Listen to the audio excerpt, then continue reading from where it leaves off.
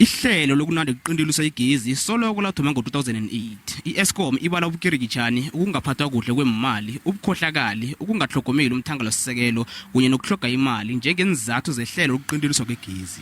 Lokhu sekwenze amanye amaSewula Afrika bona athole eminye imithombo yamandla.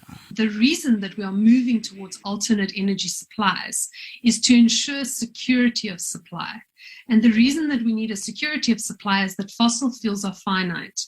We will eventually run out of fossil fuels at the rate that we are using them, and we will need other energies to step in to fill that gap. Imraro yekampani kwa-Eskom yenzeka nje ikhibe umnotho ubhalelwa kuhluma nentengo into eziningi soloko ikhuphuke njalo. Kusenjalo, iSouth Africa isalinga kuphakama ngemva kwemiphumela emimbi yengogwana engumabhubhisa i-COVID-19. Ukukhuphuka kwembalo zabantu abangasebenziko nokukhuphuka kwentengo zokudla nokhunye kugandelela amakhaya asele aphila kabuhlungu. Ngikho lawo basemkhakheni ophehla amandla ngezinto ezivuselelekako bakhombela urhulumende bona ahlele ngobutsha imigomo yamandla ukuze kuvunyelwe labo basemkhakheni lo basize ukuqeda ukuqinteliswa kwegezi. Environment is fairly contested, and with that the sector is not growing at a rate that we require in order to prevent load shedding, for example, to happen. So we are sitting with a situation that is challenging for us economically, socially, politically, on all levels.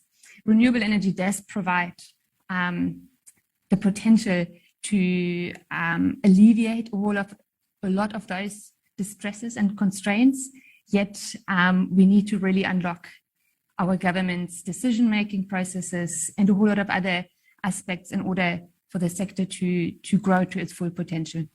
Imiraro ye-Eskom senze bona abantu bathole indlela ezitsha zokupheka nokukhanyisa, kodwana ukuzama ukuthenga igezi ngaphandle kwale enikelwa umphakathi kufuna ukuthi ube umuntu odla kusale. Complete off the grid, that depends on your house.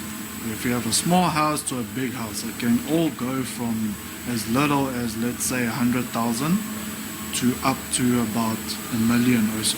Intengo yembaseli nayaraga nokukhuphuka ukuba negenerator akusese indlela enye engqono umndeni ongaziphilisa ngayo. Nakusemndenini nasadobha phasi iparafini namalahle nazo seziyabiza nelotheli naliraga ngokurhagala negezi tlhagisa eminye imindeni iraga nokuphila ngendlela ebeyiphila ngayo.